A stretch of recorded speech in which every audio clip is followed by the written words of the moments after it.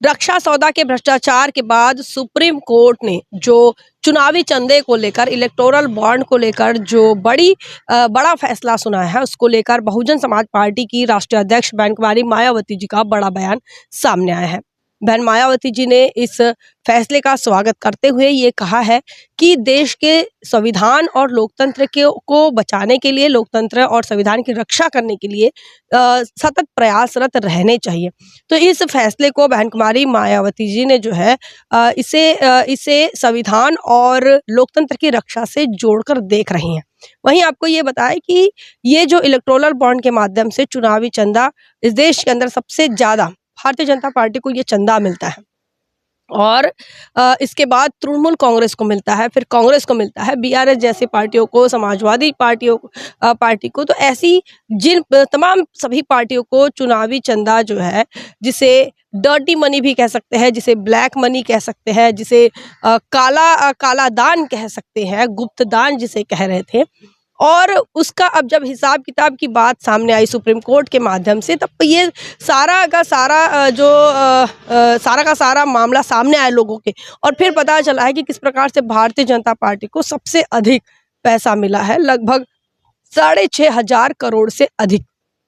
ऐसे में बहुजन समाज पार्टी की राष्ट्रीय अध्यक्ष बहन मायावती जी का ये कहना है कि इस प्रकार के इलेक्टोरल बॉन्ड से, इस प्रकार के चुनावी चंदे से जनहित प्रभावित होता, चुनाव प्रभावित होता, और इसी वजह से जो सुप्रीम कोर्ट का फैसला आया है, उस फैसले का कहीं ना कहीं बहन कुमारी मायावती जी ने स्वागत ही किया है। हालांकि उन्होंने शब्दों में ये बयान नहीं किया है। उसके बाद उनका ये कहना है कि इसी बात को लेकर वो आगे ये कहती है कि इस प्रकार से संविधान और इस देश के लोकतंत्र को बचाने के लिए सतत प्रयास करने चाहिए। साथ ही बहन मायावती जी ने अपने ट्वीट में ये भी कहा कि जहां जो सहारा देता है वो इशारा भी करता है। इस कहावत का इस्तेमाल करते हुए बहन मायावती जी ने ये बताने की कोशिश की कि जो पूंजीपति या फिर जो धन्ना सेठ किसी भी राजनीतिक दलों को चंदा दे रहे हैं, तो वो चंदा इसलिए दे रहे हैं ताकि उनका धंधा चलता रहे, और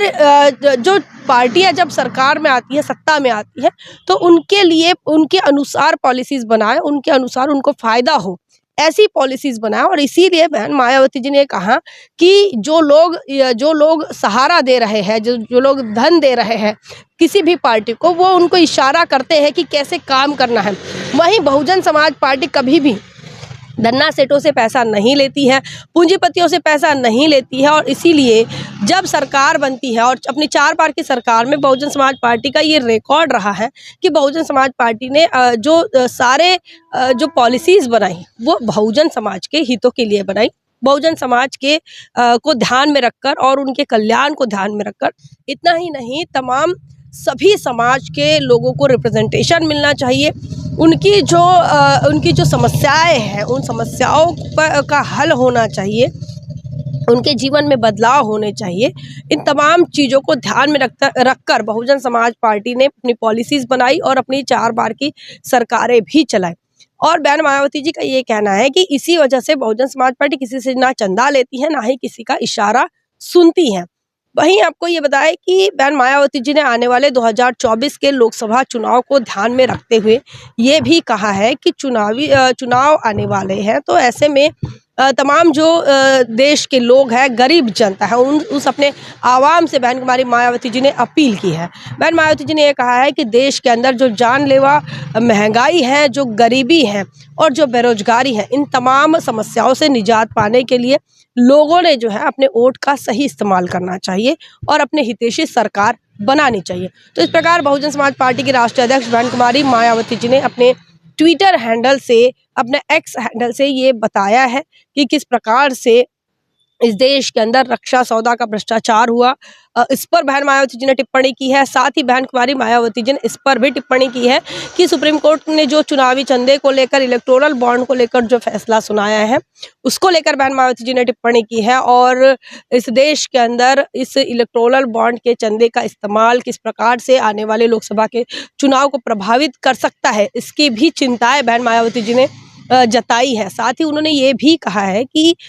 इस देश के अंदर लोकतंत्र को जीवित रखना, लोकतंत्र की रक्षा करना, संविधान की रक्षा करना जो है ये बहुत आवश्यक है और सबने इसकी कोशिश करनी चाहिए। इसको बचाने का सभी ने प्रयास करना चाहिए, क्योंकि इस देश के अंदर अगर बहुसंख्यक लोगों को अगर कुछ मिला है, आज की तारीख में उनके हिस्से में जो कुछ भी आया है, जो भी रिप्रेजेंटेशन उनके हक में आया है, चाहे एजुकेशन में हो, चाहे नौकरियों में हो, चाहे बिजनेस में हो, जितना भी थोड़ा बहुत रिप्रेजेंटेशन दिख रहा है, भागीदारी जो दिख रही है, वो इस देश के संविधान की देन है, लोकतंत्र की देन है। जो हजारों सालों से जिस व्यवस्था ने इस देश के बहुसंख्यक लोगों को मुख्यधारा से नहीं जुड़ने दिया, जिन्होंने शिक्षा को अपना एकाधिकार बनाकर रखा था, व्यवसाय व्यापार को अपना एकाधिकार बनाकर रखा था, और राजपाट और सांसद विधायकी को जिसने अपने लिए सिक्योर करके रखा था, तो उस व्यवस्था के खिलाफ